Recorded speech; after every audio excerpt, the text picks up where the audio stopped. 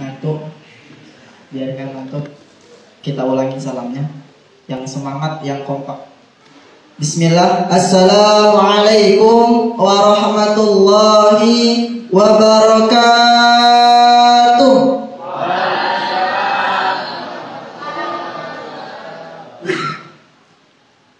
Yang saya hormati Ustadz Abdul Latif selaku Ketua Bidang Pendidikan Dewan Dakwah Lampung. Yang saya hormati Ustadz Saiful Umar selaku Mudir Pondok Pesantren Tahfiz Quran Dewan Dakwah Lampung Kemiling. Yang saya hormati para asatidz, yang saya hormati para wali santri dan para santri sekalian yang mudah-mudahan selalu dalam lindungan Allah Subhanahu wa taala. Innal hamdalillah nahmaduhu wa nasta'inuhu wa nastaghfir wa na'udzu billahi min shururi anfusina wa min sayyiati a'malina. May yahdihillahu fala mudilla lahu wa may yudlilhu fala hadiya lahu.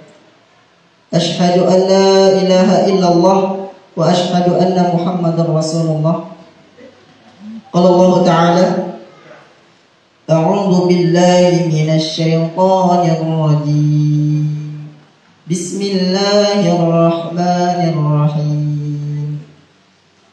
Wal takum minkum ummatun yad'una ilal khair wa ya'muruna bil ma'ruf wa yanhauna 'anil munkar wa ulaika humul muflihun.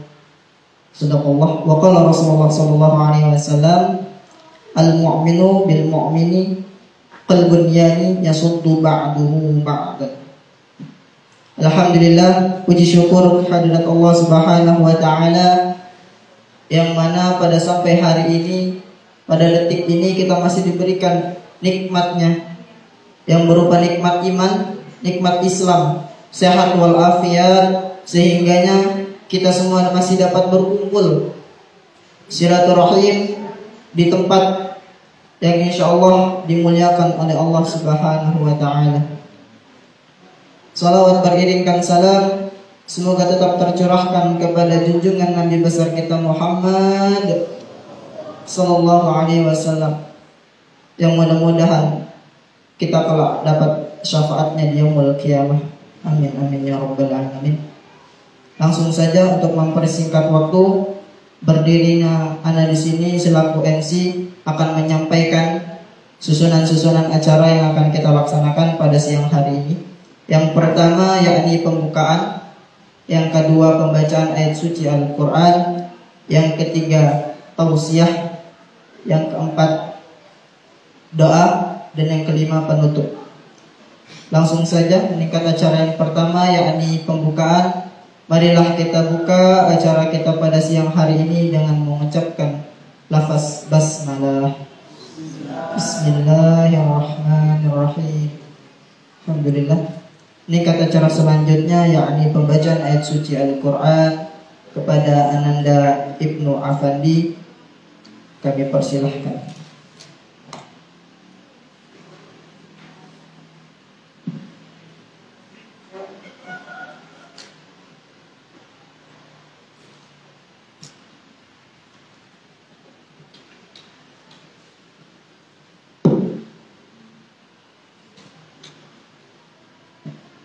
Bismillah. Assalamualaikum warahmatullahi wabarakatuh.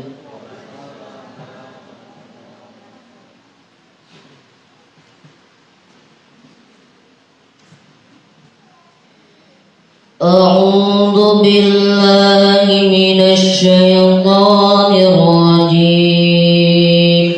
Bismillahirrahmanirrahim. Alhamdulillahilladzi anzala 'ala 'abdihil kitaba wa lam yaj'al lahu 'iwaja qayyiman liyundira ba'san syadidan min ladunhu wa ويبشر المؤمنين الذين يعملون الصالحات أن لهم أجرا حسنا ماكثين فيه أبدا وينذر الذين قالوا اتخذ الله ولدا ما لهم به من علم ولا لآبائهم كبرت كلمة تخرج من أفواههم إن يقولون إلا كذبا فلعلك باخع نفسك على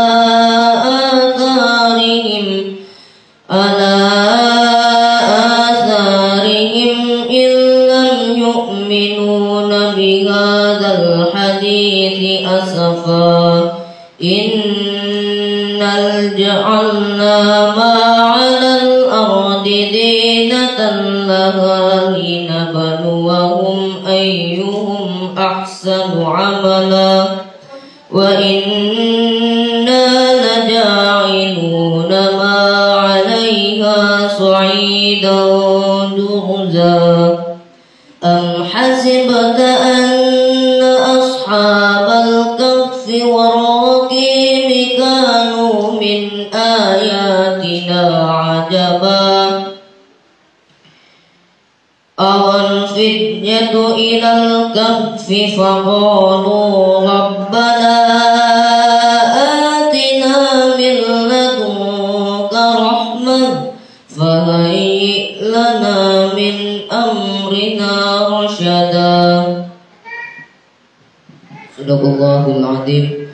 Assalamualaikum warahmatullahi wabarakatuh.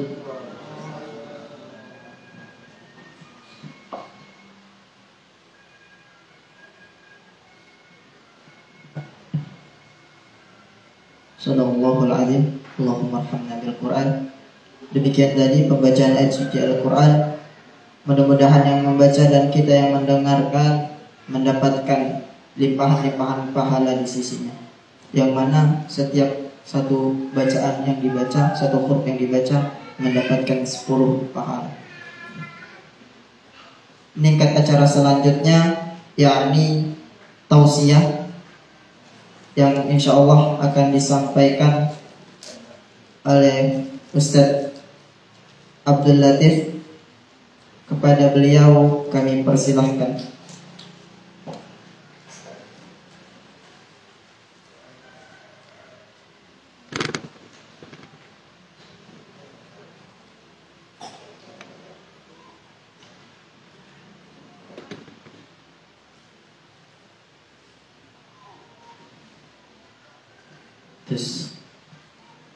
Jazakallah kepada Al-Rani Syakrani. Bismillahirrahmanirrahim. Assalamualaikum warahmatullahi wabarakatuh. Alhamdulillah. Alhamdulillahilladzi anzala al-Qur'an hudan lin-nasi wa bayyinatin minal huda wal furqan. Ashhadu an la ilaha illallah wahdahu la syarika lah wa ashhadu anna Muhammadan abduhu wa rasuluh la nabiyya wa la rasula ba'dah. Faqad qala Allah ta'ala fi kitabihil karim a'udzu billahi minasy syaithanir rajim. Bismillahirrahmanirrahim. Ya ayyuhalladzina amanu taqullaha wal tanzur nafsum ma qaddamat lighad wattaqullaha innallaha khabirum bima ta'maluna basir. Sadaqallahul azim. Amma ba'du. Bapak, ibu-ibu, adik-adik serta para hadirin sekalian yang dimuliakan Allah, bersyukur kita kepada Allah pada kesempatan yang berbahagia ini. Alhamdulillah, kalau di Pemiling ini Pak Bu siang hari jam 2 seperti ini rasanya masih kayak pagi Pak ya. Masih kerasa angin sepoi-sepoi dingin. Makanya kadang-kadang kalau yang habis makan siang tadi, saya lihat itu karena kena hembusan angin yang sepoi-sepoi nggak kerasa itu, sayup-sayup matanya itu nggak keangkat lagi Pak. Kalau kata pepatah itu suka dicontohkan ada kera, itu kalau ada di pohon yang tinggi terkena angin yang kencang, itu monyetnya nggak jatuh Pak. Karena anginnya kencang, dia tahu ada angin kencang, akhirnya dia pegangannya kencang. Semakin kencang angin, semakin kencang pegangannya. Tapi ketika angin yang datang itu adalah angin yang tidak terasa, sepoi-sepoi, dia nggak pegangan karena nggak ada angin kencang. Matanya yang nggak kuat, bukan tangannya yang nggak kuat, matanya yang nggak kuat, menjep jatuh. Nah tinggal kita ini anginnya sepoi-sepoi ini kayaknya malah lebih berbahaya Pak daripada angin. Kalau angin kencang kita langsung lari Pak, langsung sembunyi, malah seger. Angin sepoi-sepoi ini yang malah berbahaya kayaknya. Tapi insya Allah ala kulli hal kita bersyukur kepada Allah, kita semua masih diberikan kesehatan. Banyak saudara-saudara kita yang Allah uji dengan sakit, terutama memang bapak-bapak juga dalam undangan itu kan diminta 3M, memakai masker, mencuci tangan, menjaga jarak. Artinya memang di tengah-tengah kita kondisi Allah sedang menguji kita, yang insya Allah sekali lagi ujian itu dalam rangka untuk meningkatkan iman kita kepada Allah. Itulah makhluk yang Allah kirim, yang mungkin dulu manusia begitu sombongnya kepada Allah karena perkembangan teknologi yang katanya begitu sangat mutakhir Pak ya. Abad ke-21 sekarang begitu canggih semua teknologi, tapi buktinya Allah tunjukkan kepada manusia yang mungkin sudah mulai lupa dengan Allah. Allah kirim makhluk yang sangat kecil berupa virus, sampai sekarang obatnya masih belum ketemu. Yang ada vaksin dan lain sebagainya itu masih katanya diuji dan lain sebagainya. Kita bingung, padahal sudah lebih dari satu tahun kayaknya Pak ya. Apalagi kalau yang anak-anaknya di luar itu kasihan sekali, yang nggak mondok Pak. Itu kasihan orang tua itu, banyak sekali yang sudah ngeluh. Curhat ke ustaz, curhat ke itu, aduh anak-anak ustaz yang di rumah ini. Bayangin 1 tahun nggak masuk sekolah itu di rumah. Oh, saya kadang bilang, itulah Pak Bu, kerjaannya guru. Kita baru anak kita pulang saja sebulan, setahun, itu sudah kerepotan di rumah. Guru itu ngurusin, ustaz itu ngurusin anak-anak, nggak cuma 1, puluhan anak-anak diurusin sama dia. Kadang-kadang ada yang nakal, dimarahin, lapor ke orang tua, sama orang tuanya dilaporin ke polisi. Kemarin saya punya Pak kawan, nggak jauh dari sini di Bandar Lampung. Dia di sekolah SDIT lah, saya nggak menyebutin nama mereknya. Itu ada seorang guru dilaporin ke polisi, hanya gara-gara anaknya itu nakal, entah dicubit, entah dipukul. Dan insya Allah mukulnya kalau guru, saya jamin lah nggak ada mukul ceritanya nyiksa itu Pak. Mukul terus sudah ampun-ampunan masih dipukulin, kayaknya nggak ada guru begitu. Yang saya kenal ya, guru-guru yang saya kenal insya Allah nggak ada seperti itu. Hanya mukul, artinya hanya untuk mengingatkan, artinya mendidik anak. Insya Allah pukulan seorang guru, pukulan seorang ustadz itu mendidik Pak. Nggak akan tega juga memukul anak sampai ampun-ampunan, kayaknya nggak ada. Tapi dilaporin ke polisi. Dan banyak orang tua sekarang yang sudah kewalahan anaknya nggak sekolahnya daring. Banyak yang kewalahan. Tapi insya Allah kita di Dewan Dakwah bersepakat yayasan untuk santri-santri pondok kita akan tetap masukkan. Kemarin sudah dari sejak awal Juni itu sudah kita masukkan. Ala kulli hal, mudah-mudahan Allah senantiasa menjaga kesehatan kita, Allah memelihara kita semua, karena yang mengirim virus itu Allah. Kalau kita dekat kepada Allah, insya Allah Allah akan menjaga kita. Walaupun tetap kita berusaha dengan semaksimal mungkin menjaga protokol kesehatan Pak, yang ada dari pemerintah dan dari ahli kesehatan, tetap semaksimal mungkin kita jaga. Tetapi yang tidak boleh kita lupa, selalu senantiasa mendekatkan diri kepada Allah.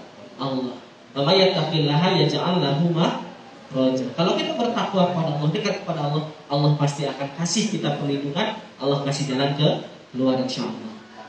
Kedua kalinya, salawat teriring salam semoga senantiasa tercurahkan kepada uswatun hasanah kita, suri teladan kita, Nabiullah Muhammad sallallahu alaihi wasallam. Mudah-mudahan kita senantiasa bisa mencontoh beliau, menghidupkan sunnah-sunnah beliau hingga akhir hayat kita, dan insya Allah kita semua kelak termasuk ketika yaumil qiyamah menjadi umat kebanggaan Rasulullah, yang tentunya ketika kita diakui oleh Rasulullah sebagai umat, kata Rasulullah dalam hadisnya, kullu ummatin yadkhulul jannah, seluruh umatku akan masuk ke dalam surga. Dan mudah-mudahan kita semua termasuk yang sudah dinantikan oleh Rasulullah di surga. Amin ya rabbal alamin. Bapak dan ibu sekalian dimuliakan Allah Subhanahu wa taala. Kalau di siang hari seperti ini, kayaknya kalau ceramah itu agak terlalu ekstrim kedengarannya. Sudah angin sepoi-sepoi, habis makan siang, terus anaknya gupek baru datang, diceramahin. Kalau agak bahasa vulgarnya mungkin diocehin katanya. Itu kayaknya agak-agak bagaimana gitu. Sehingga mungkin pada hari ini kita sedikit diskusi saja Pak. Dan ibu-ibu sekalian, Ana ingin mengambil tema tentang bagaimana pentingnya sebuah visi kehidupan. Jadi kita sambil diskusi saja. Bagaimana pentingnya sebuah visi dari sebuah kehidupan itu. Coba bapak-bapak dan ibu-ibu tadi dari rumah, semuanya kan sudah persiapan beberapa hari karena tahu hari ini mau masuk anak-anaknya Pak Bu ya. Itu pasti persiapan 2 hari 3 hari yang lalu lah. Persiapan mungkin anak-anak bajunya disiapkan yang mau dibawa, perlengkapan dan lain sebagainya disiapkan. Ketika persiapan itu sudah selesai, maka kita akan satu persatu menuju kepada arah yang akan kita tuju. Yakni ke pondok pesantren. Semua kita jalan keluar rumah dengan tenang, dengan artinya tidak bingung lagi. Kenapa? Karena kita sudah memiliki tujuan yang pasti. Inilah sebuah kehidupan. Jadi kehidupan di dunia ini, usia kita ini, umur kita ini, itu ibaratnya sebuah perjalanan. Perjalanan apa? Perjalanan waktu. Kalau kata Imam Syafi'i, kehidupan itu adalah bagian-bagian waktu yang terus berjalan. Jadi kalau waktu itu berjalan 1 hari, maka 1 hari bagian dari kehidupan kita hilang. 2 hari dari bagian kehidupan kita hilang. Dan hakikatnya di dunia ini kehidupan kita adalah sebuah perjalanan. Dan dari perjalanan itu sesuatu yang pasti harus ada agar kita tenang. Apa tadi Pak? Tujuan. Sama nanti kayak bapak-bapak dan ibu-ibu. Habis selesai dari sini, ngantar anaknya ke pondok, dipersiapkan di kamar, semua perlengkapan selesai, kajian wali santri selesai, langsung keluar masing-masing dengan tenang. Kenapa Pak Bu? Karena sudah punya tujuan pulang. Coba kalau kita keluar rumah atau keluar dari sini tapi kita tidak punya tujuan, pasti kita akan bingung. Pasti kita akan bingung. Maka hal yang pertama dalam kehidupan di dunia yang harus kita miliki dan harus kita pahami itu adalah tujuan dari kehidupan kita di dunia. Kalau orang sudah memahami tujuan dari kehidupan, insya Allah, kalau kata anak-anak sekarang itu nggak ada lagi orang yang hidupnya gegana. Apa itu gegana Pak? Oh ibu-ibu ada yang milenial. Gegana, gelisah, galau, merana. Oh bu guru ajar, bu guru tahu. Suka ngajar murid-murid. Gegana Pak kalau kata anak. Gelisah, galau, merana. Gak ada lagi gelisah dalam kehidupannya. Usaha, contohnya lagi dagang, gak untung, rugi, gak akan gelisah. Gak akan gelisah. Ditimpa sakit, gak akan gelisah. Usaha lancar, dapat untung sangat besar, gak akan bingung. Tidak. Kenapa? Karena yang namanya orang beriman, orang bertakwa kepada Allah, dia pasti paham dan sangat mengetahui tujuan dari kehidupan dia di dunia. Ini yang penting. Tujuan dari kehidupan di dunia. Dan tentunya tujuan yang paling mulia, tujuan yang paling bagus adalah tujuan yang telah Allah tetapkan di dalam Al-Qur'anul Karim. Kalau tujuan hawa nafsu kita tentu banyak. Karena memang manusia itu oleh Allah Subhanahu wa taala diberikan yang namanya hawa nafsu. Fa'alhamaha fujuraha wa fa'alhamaha, maka kami telah mengilhamkan kepada seluruh manusia tanpa terkecuali, Pak.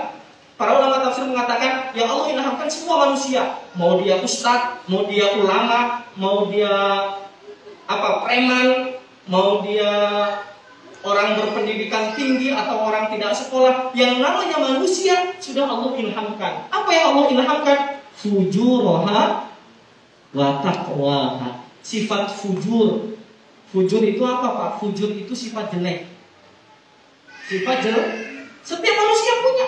Saya, bapak-bapak, ibu-ibu, seorang ustadz, seorang alim ulama punya semua sifat fujur. Karena memang itu yang sudah diilhamkan. Itu yang sudah diilhamkan kepada seluruh manusia, sifat fujur itu. Tetapi ada juga sifat sebaliknya. Apa? Wattaqwa, wattaqwaha. Dan sifat takwa. Jadi kalau kita suka melihat film ya, film atau sinetron, biasanya kalau di kampung sana itu, Bu, yang suka nonton sinetron itu biasanya bapak-bapak kalau di kampung sana. Tapi nggak tahu kalau di sini. Yang sering suka nonton sinetron itu bapak-bapak kalau di kampung sana, aneh. Ngumpul, sukanya nonton sinetron. Kalau di kampung sana kalau di sini insya Allah bapak-bapak dan ibunya nggak pernah nonton sinetron ya Pak Bu ya. Nggak pernah apa? Nggak pernah telat. Nggak pernah telat, Masya Allah. Insya Allah enggak. Jadi tidak kembali. Karena punya sifat wujud dan takwa dalam kehidupan itu. Setiap manusia ada. Nah makanya manusia suka punya keinginan, semua punya tujuan kehidupan itu. Ada yang ingin, apa yang diinginkan? Oh saya pengen jadi pengusaha tinggi sukses. Saya pengen punya mobil 10. Saya pengen punya gaji 100 juta. Saya pengen jadi PNS. Ini semua adalah keinginan hawa nafsu manusia. Boleh tidak seperti itu? Boleh. Dipersilahkan oleh Allah.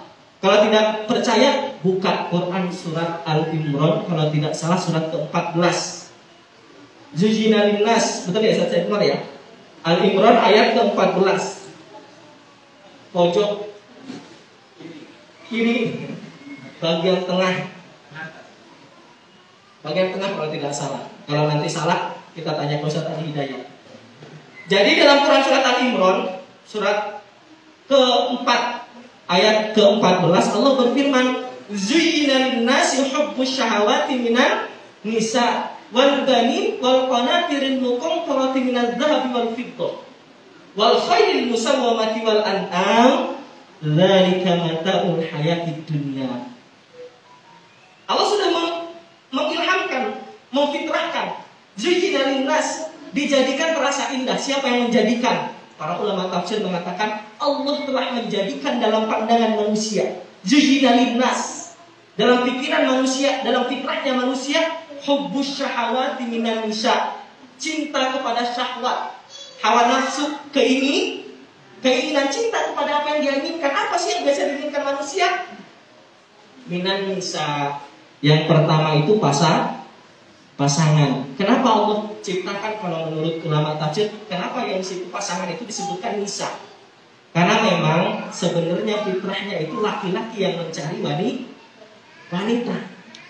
Fitrahnya itu karena memang wanita itu pemalu. Maka kata Rasulullah dalam sebuah hadis, ketika melamar seorang wanita itu diam, itu tandanya setuju. Memang perempuan itu mintanya dijemput. Maka kalau kita suka ada parenting, ada perempuan marah-marah ke suaminya, udah bapak pergi aja, pergi. Itu sebenarnya pengen dijemput. Walaupun nyuruhnya pergi, itu sebenarnya pengennya dirangkul. Pergi sana.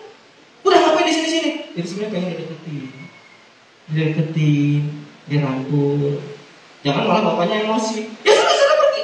Wah, jadi itu rumah tangganya. Jadi fitrah manusia itu Pak punya keinginan. Apa tadi? Pasangan, minalisa wal banin, anak, keturunan, wal qanatiril muqantarah. Apa? Harta benda yang Pak, minar zahabi wal fiddah, dari emas dan perak. Kenapa? Para ulama kok di sini disebutnya emas dan perak? Karena memang di zaman Rasulullah itu yang namanya kekayaan, yang namanya harta itu identiknya dengan emas dan perak, dinar dan dirham. Kalau sekarang sih nggak harus emas dan perak. Apa? Ferrari, Fortuner, Pajero, apa? Terus perumahan, itu memang harta. Jadi kalau orang ada cinta, pengen punya rumah sendiri, pengen punya kendaraan sendiri, pengen punya pasangan sendiri. Ya karena kalau lihat pasangan orang kan, kalau belum punya pasangan bagaimana gitu ya. Itu fitrah manusia, boleh. Boleh Pak, boleh punya keinginan seperti itu. Boleh, karena apa tadi? Yang demikian itu adalah perhiasan dunia. Wal qanatiril muqantarah minadz dzahab wal fiddah wal khailil musawwamati wal an'am. Tadi apa? Kuda, pilihan, hewan ternak, sawah ladang. Kata Allah di dalam ayat Allah yang mengatakan. Jadi kalau ada di sini Tuhan takut, setiap ada tanah diukur, wajar kita manusia. Jadi ada tanah kosong pengennya jadi kaplingan. Ada tanah kosong pengennya langsung tekuk, kita beli kita jadiin kaplingan. Ya nggak apa-apa, itu manusiawi. Manusiawi, apalagi yang punya modal, sangat manusiawi. Nggak apa-apa, itu dipersilakan. Itu fitrah manusia. Tujuan, dia punya tujuan. Tetapi ingat, sebaik-baik tujuan adalah ketika tujuan manusia itu bisa beriringan dengan tujuan Allah Subhanahu wa Ta'ala. Ini yang paling penting. Tujuan yang paling mulia adalah ketika tujuan manusia itu bisa ditahan dan bisa beriringan dan sejalan dengan tujuan yang telah diperintahkan Allah Subhanahu wa Ta'ala di dalam Al-Qur'an. Dan tujuan itu sering disebut Pak, kalau di dalam akademisi, kalau dulu saya di kampus itu diajarin sama dosen namanya sebuah visi. Visi itu adalah sebuah tujuan yang ingin dicapai. Sekali lagi, visi kita selaku manusia biasa itu korek. Tadi apa? Pengen punya mobil, pengen punya rumah sendiri, pengen yang mungkin masih jomblo, ustaz-ustaznya di sini, musyrifnya, ada yang baru lulus kuliah, pengen punya pasangan. Manusiawi, tujuan manusia sekali lagi dibolehkan oleh Allah, bahkan itu sebuah fitrah. Tetapi kata Allah tadi ya, dan kamatul hayati dunia wallahu indahu husnul ma'ab. Allah tutup ayat tersebut, dan sesungguhnya ingat oleh kalian sebaik-baik tempat kembali adalah Allah Subhanahu wa Ta'ala. Allah tutup ayat tersebut. Untuk apa? Untuk mengingatkan kita bahwasanya tujuan-tujuan kita itu tidak boleh keluar dari tujuan yang telah Allah syariatkan. Masih kedengar Pak Bu ya? Ibu yang belakang kedengar nggak? Oh, alhamdulillah masih jelas. Kita kembali lagi ke tujuan. Tadi kalau tujuan manusia ada baca, itu fitrah manusia. Fa'alhamaha fujuraha wa taqwaha. Dan Allah fitrahkan itu semua. Diperbolehkan oleh Allah. Tetapi tidak boleh keluar dari apa yang telah Allah tentukan. Lalu apa sih Ustaz? Di dalam Al-Quran yang Allah perintahkan tentang visi kehidupan kita, itu nanti bisa dibuka Pak Bu, bisa dibuka karena memang ini adalah awal tahun ya Pak Bu ya. Biasanya kan kalau di awal tahun perusahaan, terus pondok pesantren, lembaga-lembaga itu biasanya ada menjalankan apa yang sudah dirapatkan kemarin ya, rapat akhir tahun dan menyusun program untuk tahun depan. Sebenarnya rumah tangga kita juga harus begitu Pak. Rumah tangga kita juga harus begitu. Jadi jangan nyusun tujuannya itu ketika nikah pertama saja. Nikah pertama apa sih tujuannya? Ibadah. Udah cuma gitu doang. Jadi luas sekali, banyak sekali. Nggak boleh begitu. Orang beriman itu tujuannya jelas, nggak ngambang. Kalau tadi ibadah, apa ibadah banyak. Kata orang tidur ketika bulan Ramadan saja ibadah sampai begitunya, keterlaluannya. Hadis bukan itu. Jadi nanti tujuan rumah tangga apa? Tidur. Kenapa? Karena tidur ibadah. Oh, ini salah kaprah. Jadi tujuan itu yang namanya visi itu harus detail, Pak.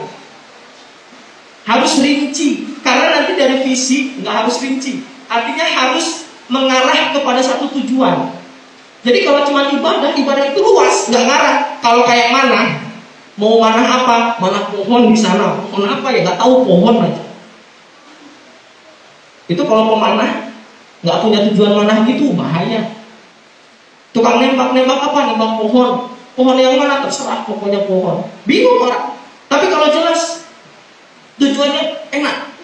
Sama dalam kehidupan kita, rumah tangga ataupun kita sekarang, alhamdulillah kita sekarang sudah di awal tahun 2020. Nggak kerasa, Pak. Kayaknya kemarin baru masukin anak kita ke sini, Bu, ya. Kok sudah 1 tahun gitu. Sudah 2021. Memang ini waktu, Pak. Pak, Bu, kata Allah di dalam Al-Quran surat An-Nazi'at ayat terakhir. Kalau nggak salah pojok kiri bawah. An-Nazi'at ayat terakhir pokoknya. Pojok-pojoknya anak kurang tahu, wallahu alam. Itu Allah Subhanahu wa taala berfirman terkait waktu ini ya, Pak, ya, terkait waktu. Karena kita kan tadi perjalanan kita itu adalah hakikatnya perjalanan waktu. Apa kata Allah? Ka'annahu yawma yarawnaha lam yalbasu illa asiyatan aw duhaha. Ini manusia ya. Inilah makanya kenapa Allah itu banyak sekali bersumpah terkait waktu. Karena manusia begini kata Allah, nanti ketika mereka melihat hari kiamat, ketika hari kiamat terjadi, maka manusia itu mereka berpikir seolah-olah ka'annahum yawma yarawnaha. Mereka itu melihat hari-hari yang telah mereka lalui, waktu-waktu yang telah mereka lalui. Yawma yarawnaha lam yalbasu illa asiyatan aw duhaha. Mereka menganggap waktu yang berpuluh-puluh tahun, yang mungkin kita di sini usianya ada yang 30 tahun seperti saya, 40 tahun, 50 tahun, 60 tahun. Coba bayangkan, Pak, 50 tahun yang lalu Bapak dari anak-anak masih SD, SMP, SMA. Sekarang bayangkan waktu yang sudah kita lalui, lama enggak? Makanya Allah dalam Al-Quran, ka'annahum yawma yarawnaha lam yalbasu illa asiyatan aw duhaha. Kita itu nanti ketika hari kiamat terjadi, kita berpikir, ya Allah, 60 tahun yang lalu kayaknya seperti waktu sore aja, sekelewat aja. Tahu-tahu udah 60 tahun, tahu-tahu sudah 30 tahun. Kayak saya dulu masih kuliah sih, kok ini masih semester 2 aja kayaknya. Ini semester 4 aja. Tapi sekarang sudah selesai kuliah, kayaknya 4 tahun kuliah itu gak ada rasanya. Itu waktu itu kalau sudah berlalu gak ada rasanya. Kapan yang terasa? Waktu yang sedang kita jalani sekarang sama yang akan datang. Makanya kebanyakan manusia itu lalai terhadap waktu. Hati-hati sekali. Makanya tadi, waktu ini jangan sampai kita punya tujuan rumah tangga itu cuma pas nikah saja. Pas mau nikah dia sama istri itu tukeran biodata, ada tujuan, ada visi misi. Pas rumah tangga, pas masih pengantin baru, yang kita ini nikah untuk ibadah. Sudah waktu itu sampai sekarang nggak pernah ada revisi lagi. Tiap tahun nggak pernah ada, kita kalah rumah tangga kita sama perusahaan. Perusahaan yang bukan ibadah, yang ngejarnya adalah apa ya? Profit. Itu tiap tahun saja selalu ada evaluasi. Rumah tangga kita masa nggak pernah dievaluasi, Pak? Apa sih tujuan rumah tangga? Cuma punya anak saja, maaf. Kalau cuma punya anak saja, ayam itu nggak perlu rumah tangga, anaknya banyak. Malah nggak takut punya anak banyak, ayam itu nggak pernah ceritanya ayam telurnya 12 dia angkringin cuma 2. Kenapa? Cukup 2 anak saja kata ayam. Enggak. Kalau terkadang manusia yang aneh, diberikan akal oleh Allah, dikasih petunjuk Al-Quranul Karim, tetapi rumah tangganya tidak pernah ada visi misinya. Waduh. Kalau rumah tangga nggak ada visi misinya, kalau bisa itu visi misi ya minimal setahun sekali tuh diperbaiki bareng suami istri. Jangan pas lagi pengantin baru aja, sayang-sayangan, deket-deketan. Sudah 5 tahun ngobrol bareng nggak pernah.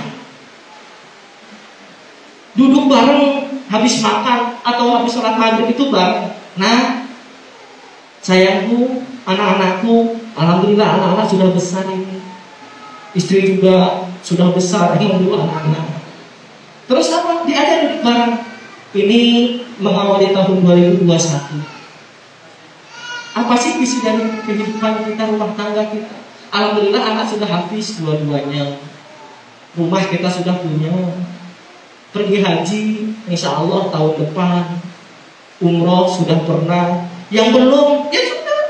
Jadi apa tujuannya jelas. Jangan rumah tangga itu udah Ustaz ngalir aja bagaikan air katanya. Aduh, saya pernah dikasih tahu dosen Pak.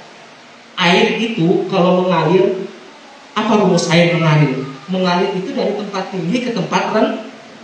Pernah nggak Bapak melihat air dari tempat rendah mengalir ke tempat tinggi? Ada nggak? Jadi kalau ada orang yang punya tujuan hidupnya seperti air mengalir, pasti, kata dosen saya dulu, kata guru saya, dia akan semakin terjerembab ke bawah, kehidupannya akan semakin apa? Akan semakin madesu, masa depan karena air itu nggak pernah ngalir ke atas. Jadi kalau orang yang hidupnya bagaikan air mengalir, nggak punya tujuan, nggak punya visi kehidupan, nggak punya visi rumah tangga, maka rumah tangganya amburadul.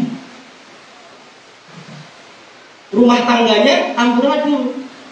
Dan kalau masyarakat nggak punya visi-visi, ya itu tadi, maka gampang.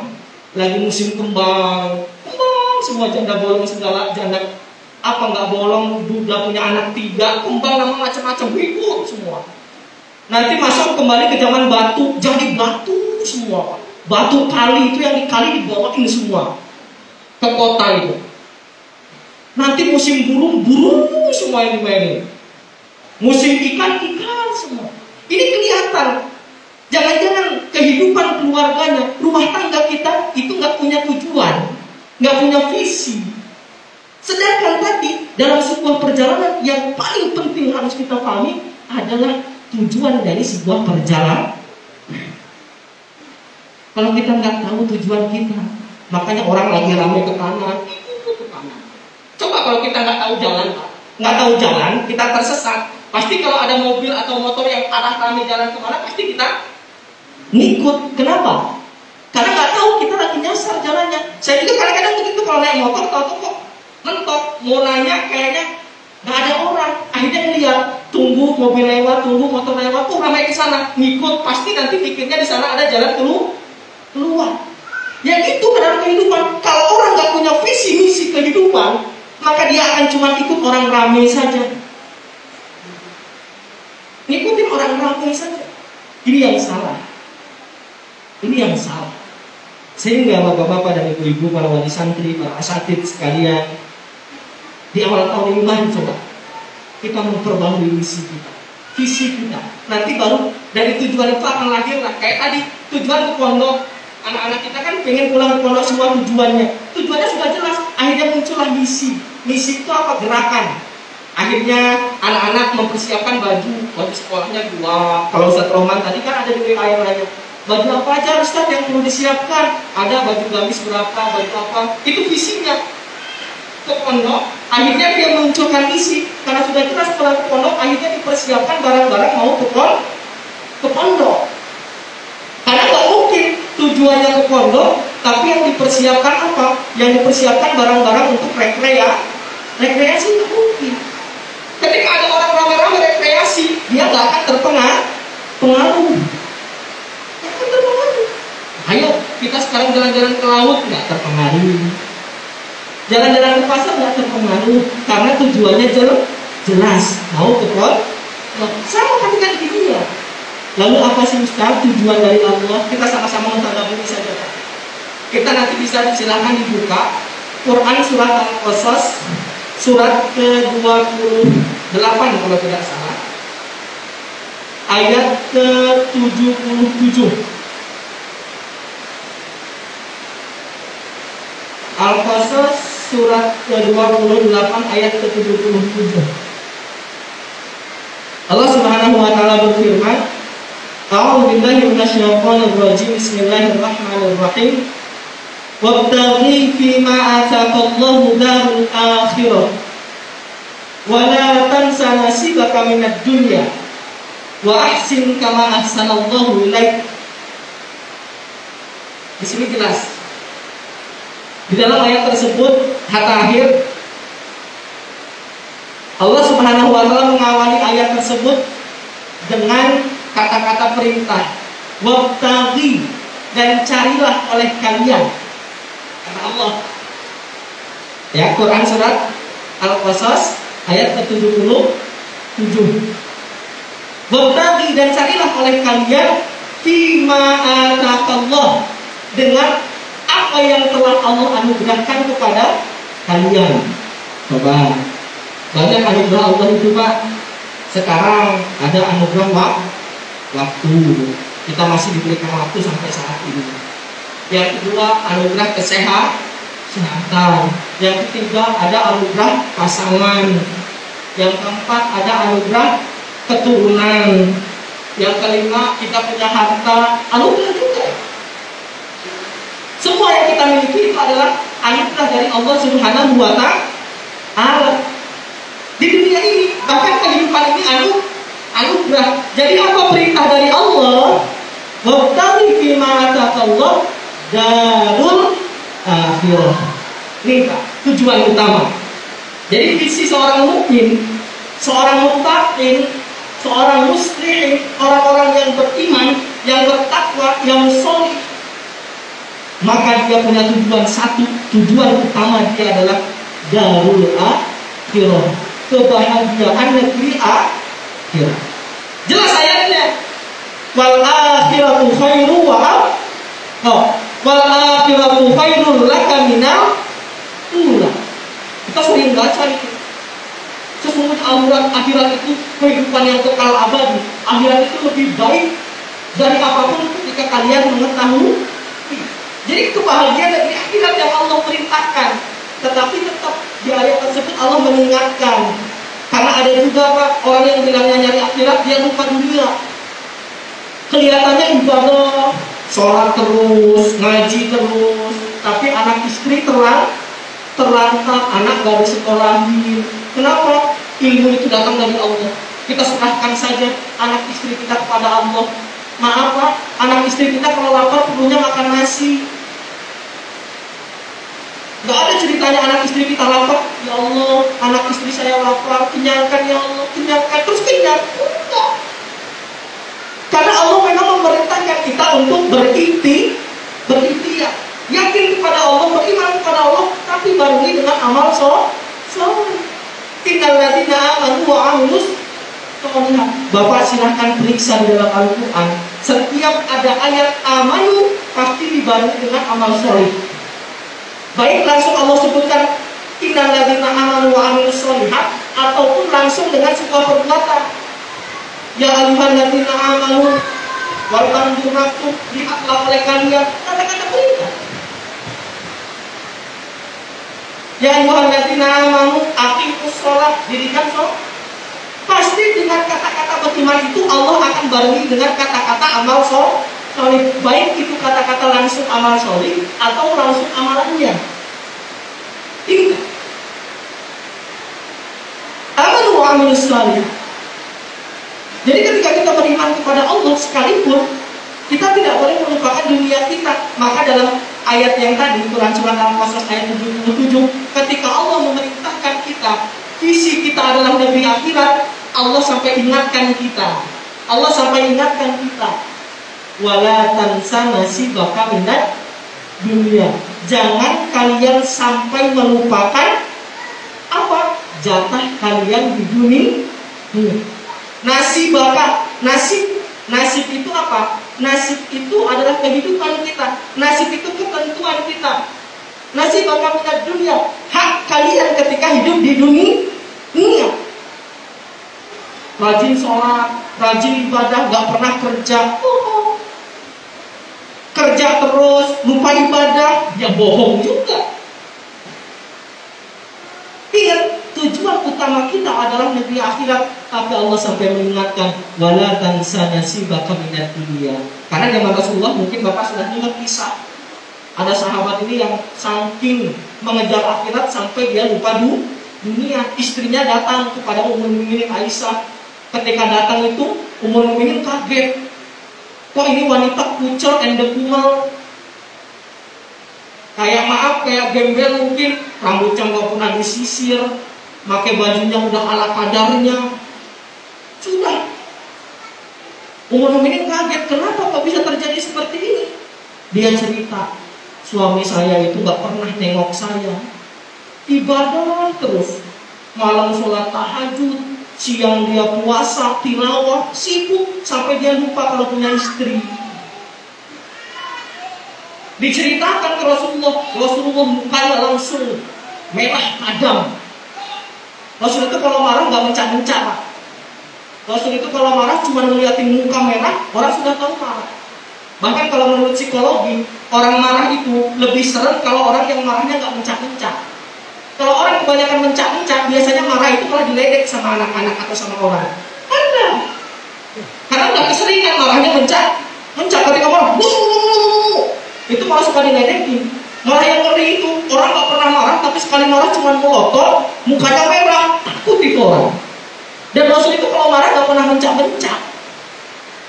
Rasul itu kalau nggak senang sesuatu, marah, itu cukup tunjukkan mukanya merah padam sambil dilihat, udah. Itu tahu Rasulullah lagi marah. Makanya kata Rasul apa? Aku berpuasa tapi aku berbuka. Iya, aku sholat tahajud tapi aku juga istirahat. Itu. Makanya kata Allah sampai di dalam Al-Quran diingatkan tadi, wala tansa nasibaka minad dunia. Jadi di sini kita harus jelas. Kalau orang biasanya suka mengatakan, ayo kerja tapi jangan lupa sholat, itu belum tepat sebenarnya. Bukan kerja jangan lupa sholat, itu kurang tepat. Kalau menurut ayat ini, ya lahir datang. Gak apa-apa, nak kuat. Jadi bukan kerja jangan lupa sholat, kerja jangan lupa sholat itu belum tepat sebenarnya. Sudah baik tapi belum tepat. Yang tepat apa? Ayo sholat, jangan lupa kerja. Iya. Ayo sholat, jangan lupa belajar. Itu yang benar. Jadi akhirat adalah utama. Jadi dunia ini adalah fase untuk menggapai akhirat. Ngelihat tanah pengen jadi kaplingan, tapi langsung kaplingannya itu untuk akhirat. Iya. Oh, nanti kalau saya laku 2 kaplingan, nanti setengahnya untuk pondok, setengahnya saya akan sedekahkan ke anak yatim. Iya, punya usaha, nggak apa-apa. Tapi sekali lagi, jangan lupa apa dari usaha itu sisihkan untuk akhirat. Kenapa? Karena akhirat yang paling utama. Itu orang mukmin. Jadi nggak akan pernah tergiur. Orang ramai bunga, ya terserah. Kalau yang usaha kita nggak bunga, jangan tahu-tahu pindah ke bunga. Sudah bagus-bagus usahanya properti, sudah bagus-bagus usahanya apa ya, punya perusahaan biro jasa. Gara-gara ramai bunga, biro jasanya ditinggalin. Kenapa? Untungnya biro jasa bikin. Kalau bunga ngambil di kebun, apalagi janda bolong itu berserakan di kebun kan? Karena janda di mana-mana kan? Iya, janda bolong di kebun di mana? Diambil. Itu nggak perlu modal banyak, tergiur akhirnya. Bapak-bapak dan ibu-ibu sekalian, para asatidz sekalian yang dimuliakan Allah. Jadi dalam Quran surat Al-Qasas tadi, visi dari seorang mukmin muttaqin itu adalah akhirat. Jadi semua di dunia ini tujuannya adalah untuk akhirat. Jadi dia tidak akan pernah terperosok kepada apa? Godaan dunia. Ini kadang-kadang ada Pak, orang yang hidupnya masih pas-pasan. Aduh, coba enak ya kalau kayak dia. Saya kalau punya mobil kayak dia, saya gak akan tergoda sama dia. Mobil pasti akan saya buat kajian dan lain sebagainya. Itu karena belum punya mobil. Kalau sudah punya mobil beda. Nggak dibawa mobil itu kajian. Bawanya kemana? Ke pantai, ke pasar, ke mall. Lagi ada kajian sama kawannya telepon. Assalamualaikum ini ada ustadz datang kayaknya yuk ikut kajian. Oh maaf, ini saya lagi mau ada urusan. Itu kalau sudah punya mobil. Kenapa? Karena tadi visinya nggak jelas kehidupannya, hanya sekedar pengen punya mobil. Jadi sekedar pengen punya mobil. Setelah punya mobil dia lupa sama yang lain. Karena memang tujuannya cuma punya mobil. Tapi beda kalau orang tujuannya saya ingin punya mobil agar apa? Agar kajian saya kalau pas hujan mungkin seperti ini saya tetap bisa datang. Jadi tujuannya dia punya mobil nggak punya mobil, tujuannya adalah kajian. Dia punya mobil, alhamdulillah, punya motor juga dijabahin kajian. Tapi kalau tujuannya punya mobil, pas ada kajian belum tentu itu. Karena tadi tujuan kemanusiaan kita harus selalu beriringan dengan tujuan Allah Subhanahu wa taala di dalam Al-Qur'anul Karim. Wala tansa nasibaka minad dunya. Jangan lupa hak kalian di dunia. Anak-anak punya hak untuk sekolah, pendidikan. Kita orang tua mungkin gak bisa membekali anak-anak dengan harta, bekali dengan ilmu. Ilmu itu sesuatu yang gak akan pernah habis. Harta, sesuatu yang ketika diberikan tidak pernah habis, itu cuma ilmu. Harta, walaupun sebenarnya harta itu akan berlipat ganda, itu secara maknawi, yaitu secara pahala. Tapi kalau secara harta, itu belum tentu. Kadang bisa balasannya di dunia sedekah itu, tapi kadang juga di akhir. Tapi kalau ilmu, Bapak punya ilmu sebanyak apapun, dikasihkan ke orang semua, demi Allah, ilmu itu tidak pernah habis. Pernah ada nggak ceritanya seorang guru, karena ilmunya dikasihin, dia 20 tahun ngajar, terus akhirnya setelah 20 tahun dia jadi linglung. Kenapa kok linglung? Ilmunya sudah diserahkan semua ke anak-anak. Pernah nggak? Nggak ada. Ada ustaz umur 60 tahun apa? Jadi gila. Kenapa? Ilmunya sudah diserahkan ke murid-muridnya. Nggak ada. Dia Ustaz Said Umar ngajar pondok bertahun-tahun, ilmunya nggak hilang, malah hafalannya semakin kuat karena tinggal di pondok. Coba kita yang punya hafalan 30 juz tinggalnya di kota, hilang itu. Gara-gara disimpan terus. Malah kalau ilmu disimpan terus bisa hilang. Tapi kalau dibagikan terus akan terus. Tapi kalau harta, Pak, anak kita dikasih harta, tinggalin 3 rumah. Kita meninggal, dia punya 3 rumah. 20 tahun, 30 tahun, kalau nggak pinter-pinter, nggak dikasih ilmu, itu harta habis. Jadi yang penting ilmu. Kayak saya sering kali dinasihati orang tua, nah, Abi nggak bisa ngasih harta, tapi kamu mau kuliah, mau mondok atau mau kuliah dimanapun, Abi akan usahakan semaksimal Abi dan Umi. Sering itu selalu terngiang di pikiran saya. Ketika saya masih anak sudah dibilangin dulu. Tapi kalau mau mondok, mau sekolah, jangan pikirkan biaya. Jangan pikirkan, nah. Ibu, Umi, sama Abi akan berusaha semaksimal mungkin. Pokoknya pikirkan untuk terus menuntut ilmu. Soalnya saya juga kuliah, Pak. Saya itu tinggalnya di kebon, Pak, di sana, Candipuro. Kecilnya itu suka ngebolang, tukang ngaring. Kalau ngaring haus minta kelapa ke orang, banyak pohon kelapa. Kayak bapak-bapak. Tapi orang tua selalu mendidik terus agar kita semangat untuk menuntut ilmu. Kayak bapak-bapak, nanti anaknya sudah selesai 30 juz, jangan berhenti. Nah, mau kuliah di mana? Mau kuliah di luar negeri, Bapak jabarin, kita berdoa kepada Allah. Allah Maha segalanya. Mungkin Bapak tinggalnya di kampung, Ibu mungkin tinggalnya di kampung. Mungkin Bapak kerjaannya serabutan, mungkin Ibu kerjaannya ngorek di kebun orang. Tapi Allah itu Maha Kaya, kita punya Allah. Nah, semangat di anaknya untuk menuntut ilmu. Harta itu hilang, ilmu kekal. Apalagi ilmunya dibarengi dengan iman. Masya Allah. Itu kan, itu yang akan membuat bahagia kita. Tadi, karena tujuan kita adalah kebahagiaan negeri akhirat. Wala tansa nasibaka minad dunia. Jangan lupa kita apa? Nasib kita di dunia. Anak kita perlu sekolah, kita perlu makan, kita perlu pakai baju. Coba kalau saya tadi misi ke sini cuma pakai anduk saja terus duduk di sini ceramah, nggak ada yang dengerin mungkin. Mau dia al-hafiz mau apa? Kalau duduknya di sini cuma pakai sarung, nggak pakai baju atasan atau pakai anduk saja, bisa beli baju, bisa beli jas. Ini kan harus punya harta.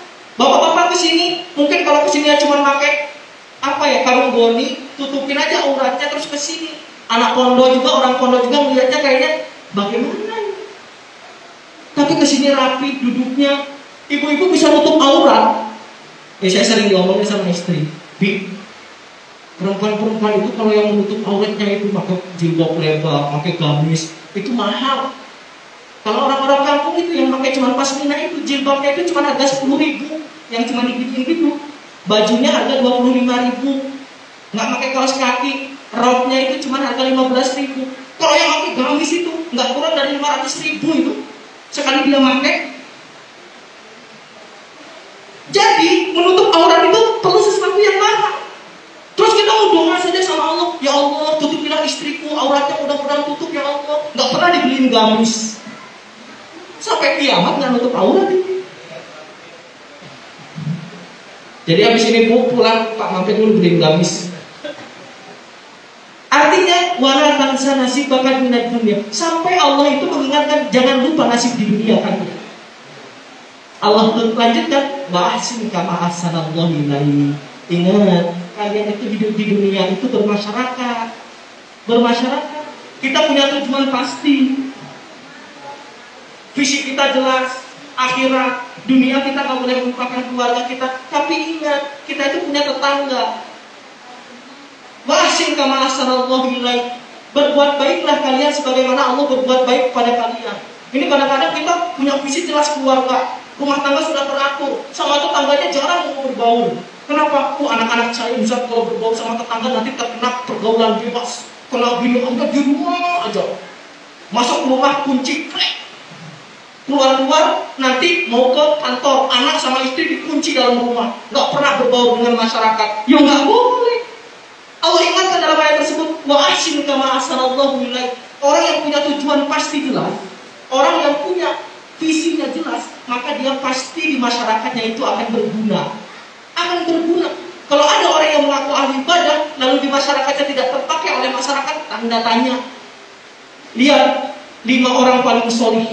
Rasulullah SAW, Abu Bakar radhiyallahu anhu, Umar bin Khattab radhiyallahu anhu, Utsman bin Affan radhiyallahu anhu, Ali bin Abi Thalib radhiyallahu anhu, semua mereka orang-orang yang dijamin masuk surga, orang-orang yang solih dan orang-orang yang paling bermanfaat untuk orang lain. Itu. Jadi harus ada ini Pak. Ketika visi kita sudah jelas, saya ingin akhirat, anak, istri kita kondisikan. Bagusnya itu setiap malam habis sholat maghrib, saya kadang-kadang kalau lagi sempet aja kumpul sama istri, sama anak, biar kerasa terus Pak, rumah tangga itu kayak pengantin baru terus. Jangan baru sebulan aja tiap malam ngobrol sama istri. Kalau sudah setahun pulang kerja capek tidur, nggak pernah mau dengerin istri curhat. Dengerin aja Pak, walaupun kadang-kadang kita lagi pusing, kita lagi nggak enak pengennya tidur, istrinya loncos aja, dengerin aja. Istri itu nggak butuh solusi, Istri itu butuh didengarkan. Didengarkan itu bagian dari solusi dari istri. Ini kadang-kadang kita merasa sok capek. Wah, tadi itu tetangga kita gini-gini. Udah lah Bu, itu tetangga, ngapain itu tetangga? Bener ya diomongin, tapi istri langsung nyelekit. Besok-besok kita ngomong gak didengerin lagi. Bu, ayam minum, ayo Bapak, mana saya ngomong aja gak didengerin. Bagus. Perempuan memang begitu tabiatnya. Selalu ingin dimengerti. Selalu ingin didengarkan. Makanya tadi setiap malam, karena kalau nggak sempat setiap malam, seminggu lah sekali minimal kumpulin anak-anak istri kita. Apa sih tujuan kita, visi kita? Karena kalau kita nggak sering diulang, lupa. Makanya kadang-kadang dalam sebuah instansi, sebuah yayasan, kalau kita sudah punya project, itu kadang-kadang setiap sepekan sekali itu selalu diingatkan. Di sini ada Ustaz Ansori, sekretaris Dewan Dakwah, selalu ngingetin saya, Ustaz Atik, bidang pendidikan apa seminggu ini sudah dikerjakan. Karena kalau nggak diingatkan lupa. Akhirnya, begitu pula rumah tangga kita, begitu pula kehidupan kita. Mungkin di awal rumah tangga tujuannya jelas ibadah, tapi kalau sudah rumah tangga 3 tahun, apalagi sudah hartanya agak banyak, itu nih kayaknya ibadahnya perlu ditingkatkan ini. Oh, sudah mulai istri jomblo. Apa maksud Abi tingkatkan kita? Ya dulu kan kalau kita pertama nikah itu ibadah. Berarti kalau Abi nikah lagi ibadahnya meningkat. Oh, langsung pecah gitu. Kenapa? Karena tadi tujuannya itu Bu, masih ambiar, masih baru ibadah, hati-hati. Jelaskan. Kalau suaminya mungkin enggak, ibunya yang ngajak. Abi, ini awal tahun 2021. Apa sih yang ingin kita capai? Karena nanti mungkin tujuan kita menikah awal sama tujuan kita, visi kita sekarang mungkin akan berbeda. Kalau dulu mungkin ada salah satu misinya itu untuk umroh, sekarang sudah umroh, sudah haji. Jangan sampai nggak ada tujuan lagi. Karena manusia tadi punya fitrah, tapi fitrah itu harus seiring dengan syariat Islam. Kenapa disebut syariat, Pak? Syariat itu dari kata-kata syirat. Syirat itu apa, Pak? Jalan. Jadi syariat itu jalan. Tujuannya negeri akhirat. Maka negeri akhirat itu bisa kita capai dengan syariat, dengan syirat, jalan. Apa syariat Islam? Kita pengen punya tadi pasangan, kita pengen punya anak, kita pengen punya harta benda melimpah, kita pengen punya tunggangan yang mewah, kita pengen punya sawah ladang yang lebar. Setiap ada tanah pengen jadi buku, tidak masalah. Tapi sekali lagi, jangan pernah lewati batas ketentuan dari Allah Subhanahu wa ta'ala. Dan ingat, tujuan utamanya adalah negeri akhirat. Wal akhiratu khairul laka minal ula. Bapak punya usaha akhirat, ingatnya. Jangan hanya pikirkan untung saja. Kalau cuma usaha mikirnya untung saja, pas rugi stres. Tapi kalau usaha mikirnya akhirat, untung alhamdulillah, rugi semangat lagi. Rugi semangat lagi. Makanya orang beriman, kata Rasulullah, tidak akan pernah dalam dunia dia terpuruk. Tidak akan pernah. Karena dunia bukan tujuan utamanya. Dunia adalah wasilah untuk menggapai negeri akhirat. Kerjanya rugi. Ya mungkin ini ujian dari Allah. Tapi jangan sampai salah kaprah ketika orang beriman itu orang yang gak termanajemen. Rasulullah itu jelas. Allah itu dalam Al-Quran sampai tadi dalam mukadimah saya bacakan dalam Quran surat Al-Hasyr ayat ke-18. Allah berfirman bahwasanya ya ayyuhalladzina amanu taqullaha wal tanzur nafsum ma qaddamat lighad. Itu orang beriman. Wahai orang-orang yang beriman dan bertakwa kepada Allah, lihatlah oleh kalian apa yang telah kalian lakukan untuk masa depan kalian. Bahasa mudahnya seperti itu. Jadi orang beriman itu manajemennya jelas. Apa yang sudah dia lalui itu bukan masa lalu yang hanya sekarang disesali, tapi itu menjadi pelajaran. Bagaimana kedepannya harus menjadi lebih baik lagi. Bahkan dalam ayat yang lain, fa'idza faraqta fansab fa'idza bika arto. Itu orang beriman. Manajemen kehidupannya jelas. Bahkan dia sampai nggak sempat istirahat kalau dalam ayat tersebut. Kalian sudah selesai dalam satu urusan yang lain, kerjakan langsung urusan yang lain. Nggak sempat istirahat. Kenapa? Karena kehidupannya manajemen. Kapan istirahatannya? Kata orang beriman, la rohata illa fil jannah. Tidak ada kata istirahat sebelum masuk ke dalam surga. Karena nggak ada. Secapek-capeknya kita terus kita nggak salat 5 waktu, ada nggak, Pak? Nggak ada. Orang kita sakit parah, nggak bisa kena air aja masih harus tayang, nggak bisa berdiri duduk, nggak bisa duduk berbaring, nggak bisa berbaring pakai isyarat, nggak bisa pakai isyarat baru disolat. Kecuali kalau koma nggak apa-apa. Itu Allah sedang cabut kesadarannya, maka dia dibebaskan dari kewajiban sholat. Nggak harus diqodho kalau memang koma. Itu nanti pelajaran fikih. Jadi sekali lagi, tema kita pentingnya urgensi dari sebuah visi kehidupan. Insya Allah dari apa yang tadi sudah saya sampaikan kita berdiskusi, mudah-mudahan ini menjadi ladang amal untuk kita. Pengingat, Pak, mumpung ini masih di awal tahun, mudah-mudahan kehidupan kita tujuannya sudah jelas. Jangan sampai kita terombang-ambing negeri akhirat.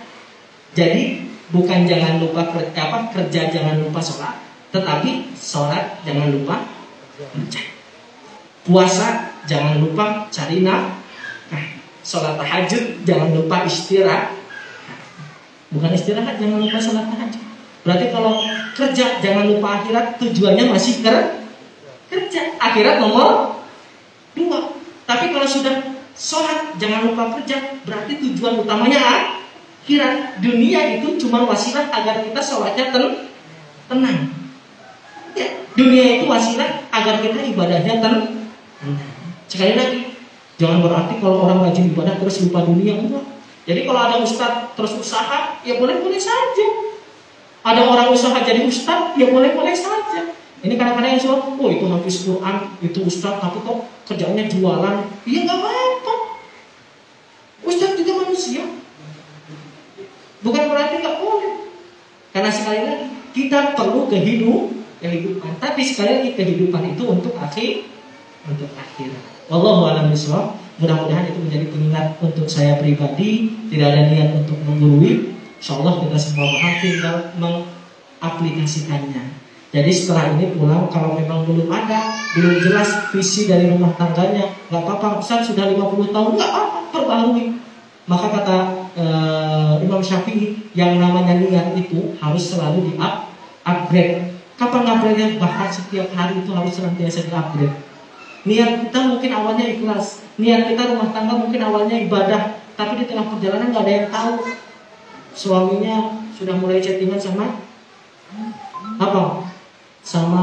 teman SMA-nya dulu. Mungkin suami kita nggak chatting duluan, tapi dia chatting. Karena kebetulan tahun kemarin reunian. Oh, itu sudah harus mulai ada. Hati-hati, harus kalau nggak sering-sering ngobrol, baik. Kalau nggak sering-sering diskusi suami istri, baik. Salah satu kenapa kejadian rumah tangga itu bisa pecah, karena tadi suami sama istrinya nggak saling banyak ngobrol. Akhirnya apa? Istri ngobrol sama orang lain, suami ngobrol sama orang lain. Udah. Karena merasa di rumah itu pulang kerja capek tidur, nggak pernah ngobrol. Akhirnya curhatnya sama orang tempat kerja. Allah alam, artinya Bapak pada ibu-ibu sekalian dimuliakan Allah, para asatidz sekalian, para santri sekalian, mari sama-sama kita perbaharui niat kita. Apa sih tujuan dari kehidupan kita?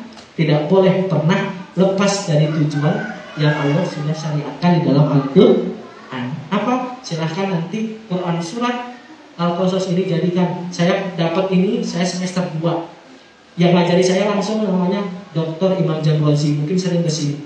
Itu saya ingat disampaikannya ketika sesi konseling. Kami ketika konseling itu disampaikan, ini nih visi dari kehidupan harus jelas, dan sampai sekarang alhamdulillah menjadi pegangan untuk saya.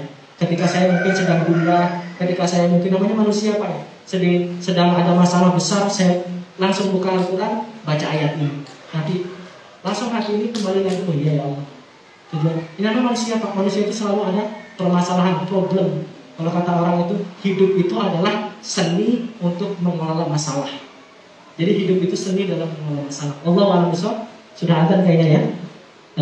Belum, baru siap-siap. Mudah-mudahan insya Allah ini menjadi bekal untuk kita menyongsong tahun 2021, dan insya Allah mudah-mudahan 2021 ini menjadi titik tolak kebangkitan kita untuk menjadi orang yang lebih baik lagi, orang yang lebih beriman dan bertakwa kepada Allah di waktu-waktu yang akan datang, dan kita menjadi orang-orang yang apa? Orang-orang yang akan senantiasa mempersiapkan hari ini dan terus bagaimana menyongsong masa depan kita sampai kita semua kembali kepada Allah dan kita semua masuk ke dalam surganya. Amin ya rabbal alamin. Itu saja yang dapat saya sampaikan. Wallahu a'lam bishawab. Subhanakallahumma wa bihamdik, asyhadu an la ilaha illa anta, astaghfiruka wa atubu ilaik. Wassalamualaikum warahmatullahi wabarakatuh.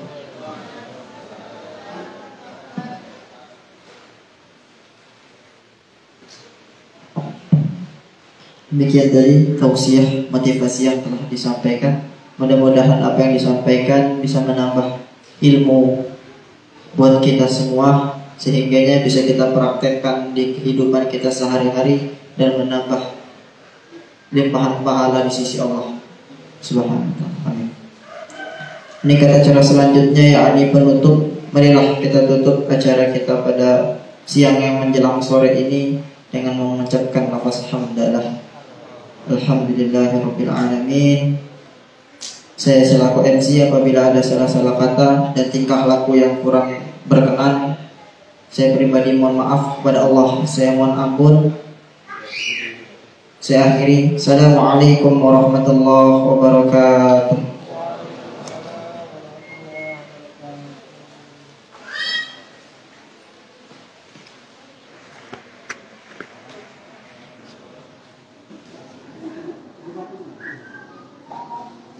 Belum apa? Kita enggak sama Ustaz.